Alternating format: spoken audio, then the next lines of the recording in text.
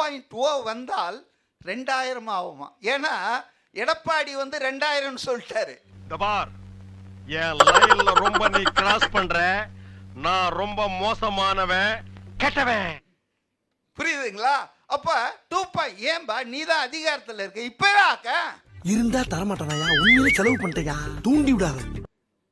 கோடை காலம் வந்தது, குளிர்காலத்துக்கு யார் தர போறாங்கன்னு தெரியல. நக்கல்யா அவனுக்கு. நல்ல வேளை திமுக இன்னும் உறுதிமொழியை கொடுக்கல. நான் எதிர்பார்க்கிறேன் அவங்க குளிர்காலத்துக்கு உதவித்தொகை, அதுவும் பெண்களுக்கு தான். அப்ப நான் என்ன இழிச்ச வாயனாடா, இழிச்ச வாயனா?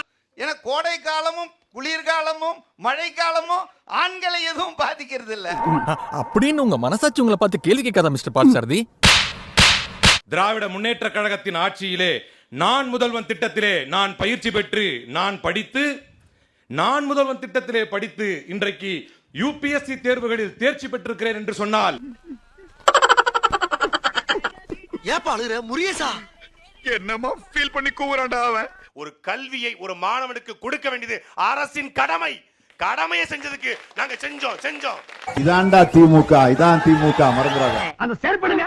டேய், நீ போடுவா பரதேசி, உன்னை மீட்ல வந்து மிதிக்கிறான். 2 நாளைக்கு முன்னாடி பேப்பர், நம்ம தினத்தந்தி பேப்பர்ல அண்ணன் சைதை துரைசாமி அந்த 56 பேர் 40 பேர் என்னுடைய மனிதநேய அறக்கட்டளையிலே படித்தவர்கள் சொல்லி அவர் ஒரு அதுக்குள்ளே நாரி பச்சா கூட்டத்துல கட்டுச்சொத்தாவுக்காத. அதுக்கு அன்னைக்கே பேப்பர்ல ஒரு தனியார் ஐஏஎஸ் பயிற்றுவிக்கக்கூடிய ஒரு நிறுவனம் அது சொல்லுது, இந்த 56 பேர்ல 40 பேர் எங்க நிறுவனத்திலே படித்தவர்கள் சொல்லுது அப்படின்னு போட்டு கொடுத்தாங்க. உண்மை பூரா சொல்லிட்டாங்க. ஏன்னா பொய் சொன்னாலும் ஒரு நியாயம் வேணாமாடா அப்படின்னு சொல்லுவாங்கல்ல ஒரு படத்துல. அந்த மாதிரி எங்கெங்கோ படித்தவர்களுக்கு இதுலயுமா ஸ்டிக்கர் ஒட்டுவீங்கிறதா எங்களுடைய கேள்வி.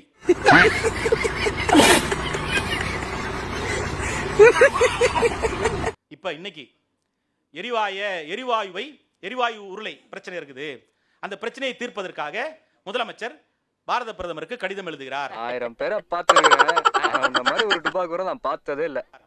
எரிவாயு உருளை பிரச்சனைன்னு சொல்லி யாரு கடிதம் எழுதுறது? 5 வருஷத்துக்கு முன்னாடி எரிவாயு உருளைக்கு 100 ரூபாய் மானியம் கொடுக்குறேன்னு சொன்ன ஆளு. ஏதோ பேர் வச்சிருக்காங்க, இந்த திட்டம் அந்த திட்டம், நான் முதல்வன் தமிழ் புதல்வன் அப்படின்னாங்க. இந்த திட்டங்களை பத்தி எல்லாம் ஏன் பேசிக்கிட்டு இருக்காங்க? நீயே சொல்லு. இவனும் ஈக்குவலா மெயின்டைன் பண்றானே. ஏன்னா இந்த திட்டங்கள் எல்லாமே சூப்பர் ஹிட் சக்சஸ். ஏண்டா இது நியாயமாடா உனக்கு? ஏண்டா வெறும் வயித்து இந்த மாதிரி போய் சொல்ற? அரசு பள்ளிகளிலே படித்திருக்கக்கூடிய மாணவிகளுக்கு 1000 ரூபாய், கல்லூரிக்கு போனாங்கன்னா 1000 ரூபாய் திட்டம். நினைச்சங்க இததான் சொல்லுங்க நினைச்சேன். இது எப்படிப்பட்ட ஒரு புரட்சிகரமான திட்டம்னா, இன்னும் ஒரு 5 வருஷத்துல என்ன ஆகும் அப்படின்னா, தமிழ்நாட்டுல பட்டம் பெறாத பெண்களே இல்லை என்ற நிலை ஏற்படும். நீ சொன்ன வாக்கியத்தை தஞ்சாவூர் கோயில் கல்வெட்டுல வெட்டி வச்சிட்டு பக்கத்திலேயே நீ உட்கார்ந்துக்க. உனக்கு பின்னால வர்ற சந்ததிகள் அதை பார்த்து படிச்சு தெளிவா நடந்துக்குவாங்க. பள்ளி முடித்து கல்லூரிகளுக்கு செல்லக்கூடிய பெண்கள் வந்து 18% வந்து ஜாஸ்தியா இருக்காங்க. எதனால? இந்த புதுமை பெண் திட்டத்தினால.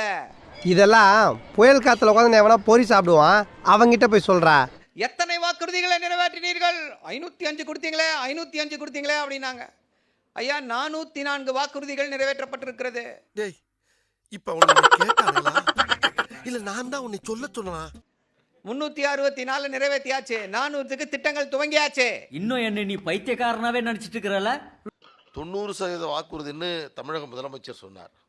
திடீர்னு நம்ம நண்பர் சரவணன் வந்து 404 வாக்குறுதியை நிறைவேற்றணும்னு சொன்னார்.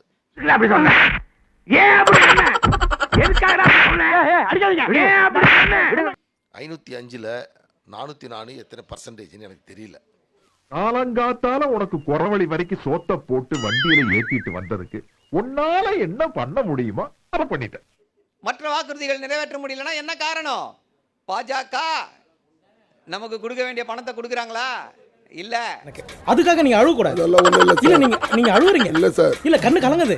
அழுவல சார். இல்ல வந்துருச்சு. என்ன சொல்றான்? இந்தி படி உனக்கு பணம் கொடுக்குறேன்றா. நீ 10,000 கோடி கொடுத்தாலும் எனக்கு உன் பணம் தேவையில்லை போடா அப்படின்றாரு தமிழ்நாட்டின் முதல்வர். ஓடுற பஸ்ல இருந்து 1 ரூபாய் காயின் விழுந்தாலும் உருண்டு வந்து எடுக்கிற வேண்டாம் இந்த சைல்டுக்கு. 1000 ரூபாய் விழுந்தா விடுவேனா? அண்டர்வேர் கிழிஞ்சாலும் அசால்ட்டா வந்து எடுப்பேன்டா. மத்திய அரசு பணம் கொடுத்தால் வேண்டாம், எங்களால் கடன் வாங்க தெரியும், நீ கொடுக்கறது வேண்டாம். டேய் என்ன இழிச்சவா நினைச்சிட்டியா இல்ல பைத்தியக்காரன் நினைச்சிட்டியா இல்லன்னா குடிய வச்சு மொத்தமா நான் போலாம் நினைச்சியா? கடனை வாங்கி இன்னைக்கு தமிழகம் கடனிலே தத்தளித்துக் கொண்டிருக்கக்கூடிய வேளையில் என்ன வீர வசனம் பேசிட்டு இருக்கீங்க?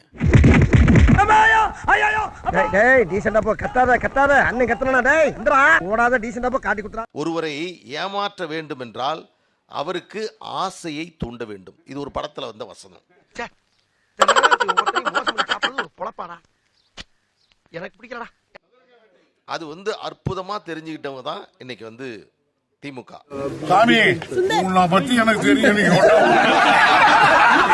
வீட்டில் இருக்க நகையெல்லாம் கொண்டு போய் அவசர அவசரமா நீங்க கூட்டுறவு சங்கத்தில் வச்சிருங்க, ஆட்சிக்கு வந்தவுடன் நாங்க நகையை மூட்டு தருவோம் சொன்னீங்களா இல்லையா?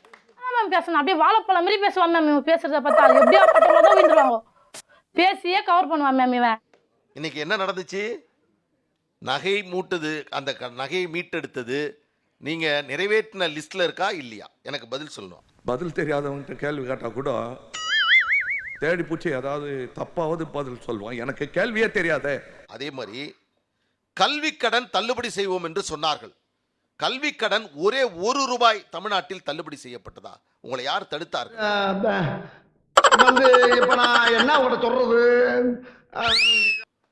மின் கட்டணம் மாதத்திற்கு ஒரு முறை என்று சொல்வது. இங்க எங்க மோடி வந்தாரு? இங்க எங்க பிஜேபி வந்துச்சு? கண்டுட்டாலே 2 மாசங்கிறத 1 மாசம் அறிவிக்க வேண்டியது மின்துறை அமைச்சரா மத்திய அமைச்சரா? உனக்கு வெக்கம் மானம் சூடு சொரணை எதுவுமே கிடையாதா அப்படின்னு நான் சொன்னேன்.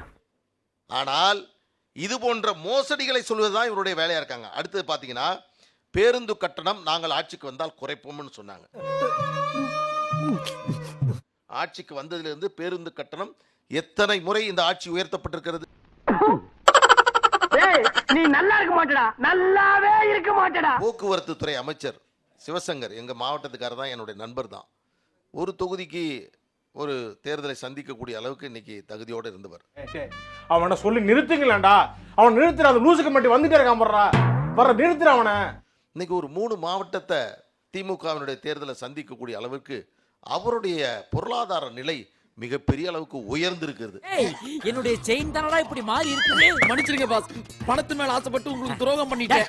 தனியார் துறையில் 75 விழுக்காடு தமிழகத்தை சார்ந்தவர்களுக்கு வேலை கொடுப்போம் என்று சொன்ன சட்டம் என்ன ஆனது?